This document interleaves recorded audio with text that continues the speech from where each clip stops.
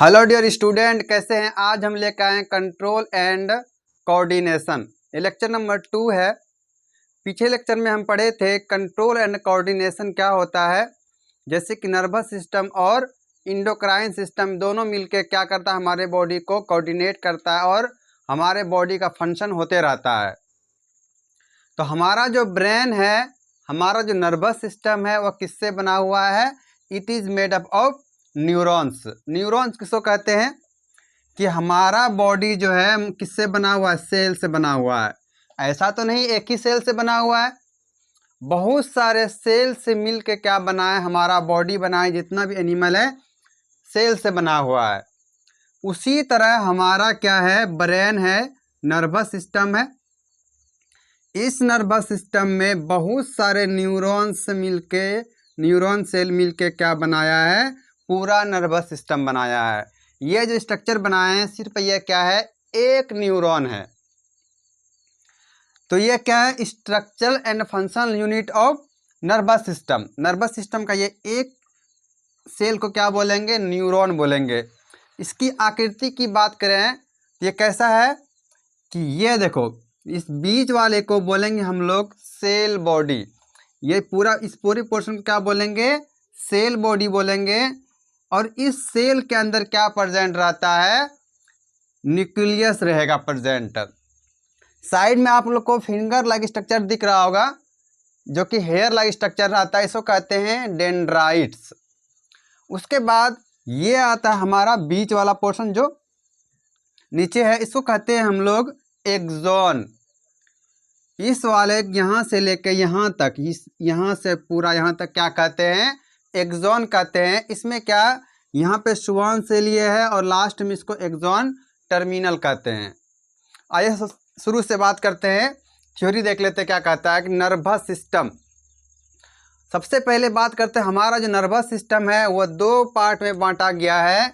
ये बात हम कल भी बताए थे और आज भी बता रहे हैं कि हमारा जो नर्वस सिस्टम है वह 2 पार्ट में डिवाइड किया गया है। एक क्या है, सेंट्रल नर्वस सिस्टम, और दूसरा क्या है, पेरीफेरल नर्वस सिस्टम। इसको लिख लीजिए कहीं पे ताकि भूलिए नहीं। सेंट्रल नर्वस सिस्टम और दूसरा क्या है, पेरीफेरल नर्वस सिस्टम। इतना क्लियर हुआ। फिर जो CNS मतलब क्या, सेंट्रल नर्वस सिस्टम है, इसमें 2 पार्ट आता है। एक आता है ब्रेन, दूसरा क्या आता है, स्पाइनल कोड। ये तो हो गया जो हमारा सेंट्रल नर्वस सिस्टम है, जो सेंटर में पाया जाता है। वो कौन कौन है, ब्रेन है और स्पाइनल कोड है। लेकिन जो पेरीफेरल नर्वस सिस्टम है, इसका 2 पार्ट है। एक होता है मोटर न्यूरॉन, दूसरा होता है सेंसरी न्यूरॉन। तो वही इफरेंट है, दूसरा क्या है, एफरेंट है। जिसको इफरेंट को मोटर न्यूरॉन बोलते हैं और एफरेंट को सेंसरी न्यूरॉन कहते हैं। अगर हम मोटर न्यूरॉन की बात करें तो इसमें भी 2 प्रकार का होता है। एक होता है ऑटोनोमिक नर्वस सिस्टम, दूसरा होता है सोमैटिक नर्वस सिस्टम। जो कि ऑटोनोमिक नर्वस सिस्टम होगा, ये कैसा होता है, इनवॉलेंट्री होगा। लेकिन जो सोमैटिक नर्वस सिस्टम होता है वो वॉलेंट्री होता है। कल हमने बताया था कि इनवॉलेंट्री किसको कहते हैं और दूसरा क्या, वॉलेंट्री किसको कहते हैं, वॉलेंट्री। तो इनवॉलेंट्री उसको कहते हैं कि जो हमारे कंट्रोल में है, जो कंट्रोल में है, ओह सॉरी, जो हमारे कंट्रोल में नहीं है, कंट्रोल में नहीं है। और जो कंट्रोल में है उसको क्या कहेंगे, वॉलेंट्री कहेंगे। जैसे क्या, जो हमारे कंट्रोल में कौन नहीं है, ब्रीथिंग हो गया, डाइजेशन हो गया, हार्ट बीट हो गया, ये सब हमारे कंट्रोल में नहीं, तो ये किस में आएगा, इनवॉलेंट्री। दूसरा क्या है, वॉलेंट्री है। तो वॉलेंट्री क्या, हमारे कंट्रोल में हो, जैसे क्या, टॉकिंग, वॉकिंग, रनिंग, ये सारा क्या है, वॉलेंट्री है।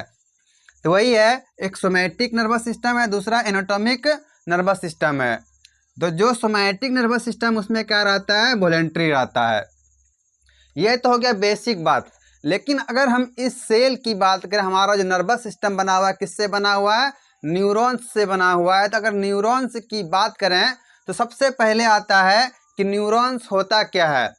न्यूरॉन्स जो है वह क्या है, structure and functional unit of nervous system. तो नर्वस सिस्टम क्या है कि the nervous system is composed of special tissue called nervous tissue. ये किससे बना हुआ है, नर्वस टिश्यू से बना हुआ है। उसके बाद neurons, it is the structural and functional unit of brain. ये हमारे ब्रेन का, ये फिर बोल सकते हैं नर्वस सिस्टम। नर्वस सिस्टम हमारे ब्रेन का यह स्ट्रक्चर एंड फंक्शनल यूनिट है। जिस तरह के हमारे बॉडी का क्या है, cell structure and functional unit है, उसी तरह न्यूरॉन जो है वो भी क्या है, ब्रेन का स्ट्रक्चर एंड फंक्शनल यूनिट है। उसके बाद आता है कि इस न्यूरॉन के पास है क्या क्या। इस न्यूरॉन के पास सबसे पहले डेंड्राइट है। ये सब जो निकला हुआ है इसको क्या कहते हैं, डेंड्राइट्स कहते हैं। इसका काम क्या होता है डेंड्राइट्स का, डेंड्राइट्स का काम होता है इंफॉर्मेशन को लाना। हमारे बॉडी के अलग अलग पार्ट से ये डेंड्राइट क्या करता है, इंफॉर्मेशन को लाता है। उसके बाद है सेल बॉडी। सेल बॉडी, इस वाले पोर्शन को क्या कहते हैं, सेल बॉडी कहते हैं। इस सेल बॉडी को क्या कहा जाता है कि मेन पार्ट जो है इस न्यूरॉन्स का यही है, क्योंकि इसके पास क्या है, न्यूक्लियस भी होगा, माइटोकॉन्ड्रिया भी होगा। जब यहाँ से इस डेंड्राइट से क्या हुआ, इंफॉर्मेशन आया, इस डेंड्राइट्स के पास जब इंफॉर्मेशन आया हमारे बॉडी पार्ट से, तो इंफॉर्मेशन कहाँ आएगा, इस सेंट्रल पार्ट में आएगा, जिसको हम लोग सेल बॉडी बोलते हैं। और सेल बॉडी क्या करेगा, उस इंफॉर्मेशन को आगे ट्रांसमिट करेगा एक्सॉन के पास।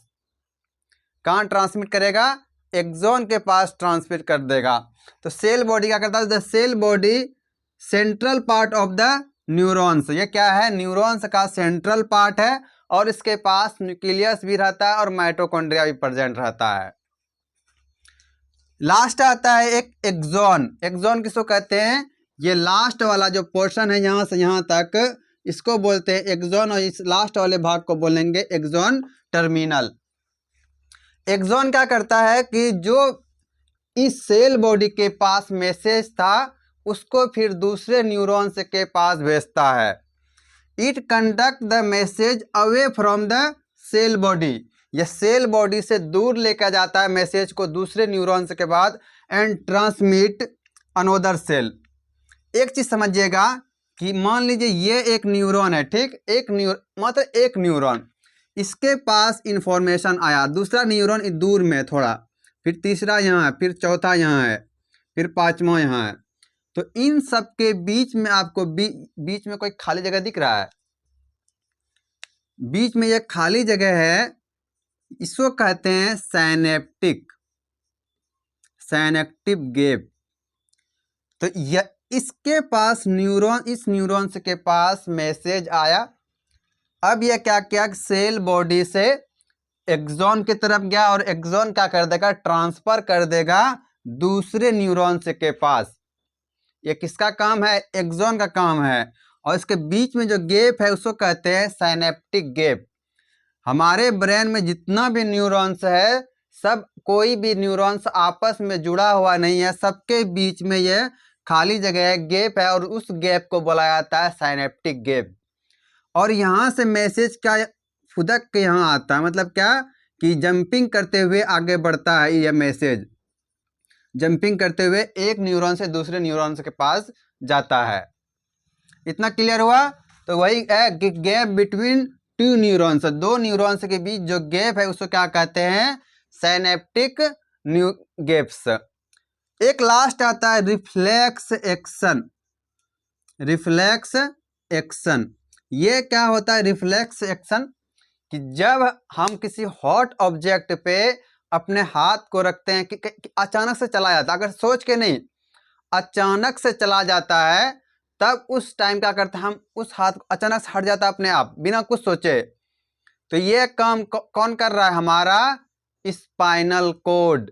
अब सवाल आया कि सर ये स्पाइनल कोड क्या है, अभी तो हम लोग नर्वस सिस्टम पढ़ रहे थे, ब्रेन पढ़ रहे थे, अब कहाँ से ये स्पाइनल कोड आ गया।